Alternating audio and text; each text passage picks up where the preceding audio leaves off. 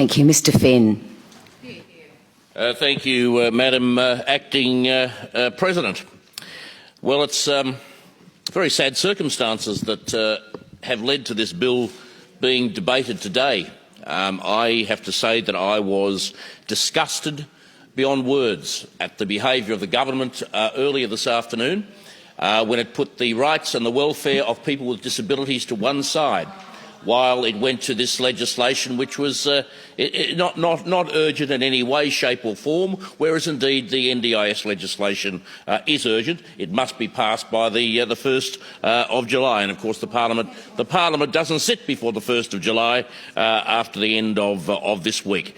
It was very much a case of this government, the Andrews government, the arrogant Andrews government, screwing over people with disabilities to enable them to screw over volunteers throughout Victoria. And that is a despicable attitude of any government. It's a bully boy attitude, and as I say, it is an attitude that we have come to expect from an increasingly arrogant government and an increasingly arrogant Premier. Speaking of which, you have to ask the question. And the question has been asked, I'll ask it again. What sort of lunatic declares war on volunteer firefighters in one of the most fire-prone places on earth? Who does that? What sort of nutbag does that? You've got a place that could go up at any time. It's tinder dry. The place could go up at any time. We have had a long history, decades, since we got here, since Europeans got here, indeed probably before, we have had fires, massive fires. So what do? Pick a fight with the firefighter, the volunteer firefighters. Extraordinary, extraordinary. I'd ask the members of the government to explain that, but they've decided they don't want to participate in this debate. And you can understand why. Because if I was supporting this legislation, if I was voting for this legislation, I'd be embarrassed too. I wouldn't be getting up to support this legislation because, quite frankly, it doesn't have much going for it at all. Very, very little. Now, there has been much said over the last 3, maybe 4 years about the connection between Peter Marshall, the head of the UFU, and Daniel Andrews, the Premier of Victoria. And there is a very, very clear correlation between the two. They are both political thugs. And that is a simple fact of the matter. That is the simple fact of the matter. I have seen Peter Marshall in action, and he doesn't muck around. I've seen him, I remember being at the Sunshine pool meeting some years ago before the 2006 election, and I'd never seen him before, I'd never met him before. He was throwing his weight around all over the place. He was actually representing, on that occasion, Justin Madden, who went on to become indeed, Ms. Crozier. But he was there throwing his weight around and being quite the bully boy that night. And we've, of course, seen Daniel Andrews refine his attitudes or refine his ability to be a bully. He is now a master. He is a master. Now, I have to say to you that my respect is for both career and for volunteer firefighters. And I, being in the Western Suburbs, a member for representing the Western Suburbs, I come across quite a few career firefighters, and I come across quite a few volunteer firefighters. And I recall in the lead up to the last election, I was door knocking in Sunbury one day.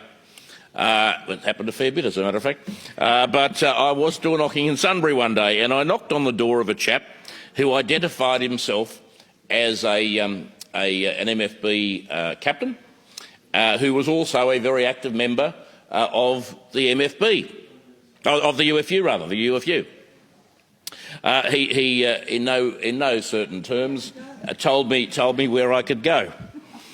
So I did. I kept going. And a little bit later on, he chased me up the street. And I thought, this will be good. But he chased me up the street and he called me in and we had a chat. We had I don't think he's not up there today. He called me in and we actually sat down and had a chat because he apologised for being rude. So there's a few lessons there for a few people. He apologised for being rude and we sat down and we actually had a chat. And I explained to him that I haven't got it in for the MFB. I haven't got it in for firefighters, career firefighters, not at all. What I am concerned about is the bullying that is going on of the volunteer firefighters and the way that the MFB and the way that career firefighters are being used as political pawns in this campaign against the volunteer firefighters. He said to me, and I'll never forget this, he said to me, well, what can we do to improve our image as career firefighters? I said, the best thing that you can do to improve your image as a career firefighter is to get rid of Peter Marshall. Get rid of Peter Marshall. That would be the best thing that you could do, because he as head of the UFU, he has dragged he has dragged the image, he has dragged the reputation of a fine group of men and women down into the gutter, and that in itself is a tragedy. It is so sad. It is so sad to see career firefighters become political pawns in the way that they have, and being dragged into the slime that the UFU and the ALP have dragged them into. Very, very sad indeed. Like many in this House, I come from a family of CFA volunteers. One of my very first memories was when my mum was cooking multitudes of scones for the firefighters who were fighting the Cressy fire back in a long time ago. A long time ago. As I say, it was one of the very few. I think it might have been back in the 60s, to tell you the truth. But it was. It was a big fire. It was a huge fire, and I remember my father being out literally for days fighting this particular fire. My grandfather was also a firefighter, and of course I had a number of uncles who were also volunteer firefighters. Where I am now, I live in Bulla, and not all that far, just around the corner, in fact, from the Bulla CFA. And it's quite remarkable, as I think I've said in this House once before, it's quite remarkable to hear the siren go off at various times of the day and sometimes at night, but mainly during the day. Presumably they've got some sort of messaging system to not to disturb the punters at after dark. But to hear the siren go off at various times of the day, and within 5 minutes you could almost back it in that within 5 minutes you'll hear the siren of the local fire truck heading off, not necessarily to a fire, but to any number of emergencies, car accidents, those sorts of things that they do also do a lot of work with. It's not the local CFA is more than just about fighting fires. They are really important parts of any country community. And I pay tribute to CFA volunteers here today, and express my very deep fears and very deep regret of what will happen if this legislation is passed. And I'm delighted to see that there are many members of the crossbench who have already expressed their opposition to this bill, and I'm hoping that it will be at least another one or two who will do just exactly that. Another very vivid memory was Ash Wednesday, and I was running for the seat of Burke back in 1983 as the youngest member of the Liberal team. I was very young, and I recall being driven the day after Ash Wednesday. I recall being driven through the Macedon Ranges. Of course, the seat of Burke then it's gone now, but the seat of Burke did contain the Macedon Ranges, and I recall driving down through the road, or down the roads through the Macedon Ranges, with trees still burning on both sides of the road. And I thought to myself, if it's like that now, what was it like yesterday at the height of this fire? And these people went in, these men and women, they went in and they put their lives on the line to protect the community and to protect their neighbours. What extraordinary bravery, what extraordinary commitment to do the right thing, to do the decent thing that these CFA volunteers have. But of course that means nothing with this legislation, because Dan has decided that he's going to do the CFA volunteers in, and what a tragedy that will be. It's also worth noting that these volunteers, unpaid of course, they will drop everything at a moment's notice to go out, to fight a fire, to help with a car accident, to whatever it may be. I'm reminded of the fire, Christmas Day fire at Wye River a few years ago, and we saw volunteer firefighters just get up in the middle of Christmas dinner, just get up, walk out, and some of them not return for days, and they were out fighting that fire, which was a pretty pesky fire, as I recall, and a particularly dangerous one to fight. These are the people that are being beaten around by this legislation. I think it's a very great pity that the government members are not prepared to get up in the House and defend this legislation today, because I'd like to hear from Jane Garrett.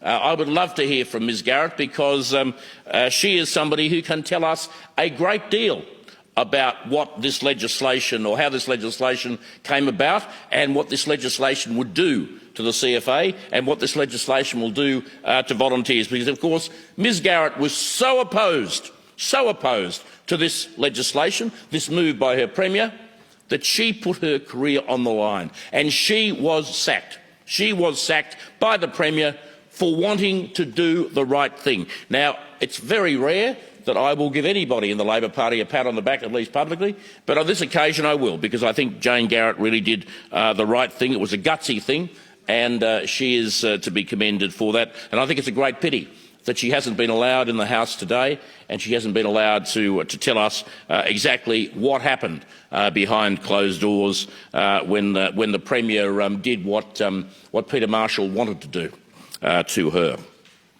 Then, of course, there was Lucinda Nolan, who we know served Victoria Police for many, many years very, very well. She was sacked as the CEO. We had the board sacked. We had a whole range of people sacked. Anybody who crossed, anybody who opposed Daniel Andrews was sacked. It was a bit like being a dissident in China. You disappeared in the middle of the night and were never seen again.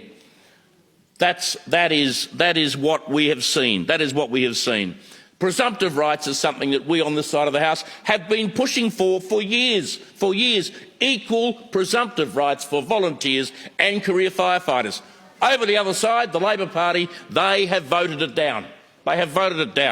And, presumptive rights would already be in if we had our way. And Mr Quilty has stolen what I was going to say, because my very great concern is that volunteers are going to walk. In fact, they've already started to walk. And when the surge capacity is needed, and it will be needed at some stage, we will have another Ash Wednesday or Black Saturday or Black Friday or any of those really big fires. We'll have them. And when that surge capacity is needed, it just won't be there.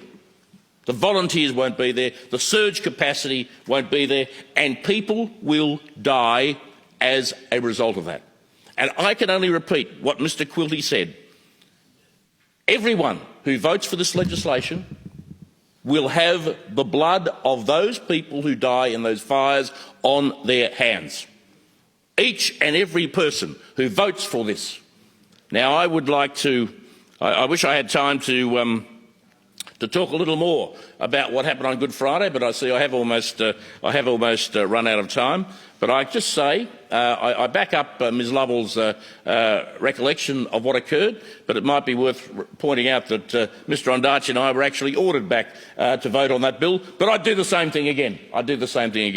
This bill stinks. I urge the House to vote it down.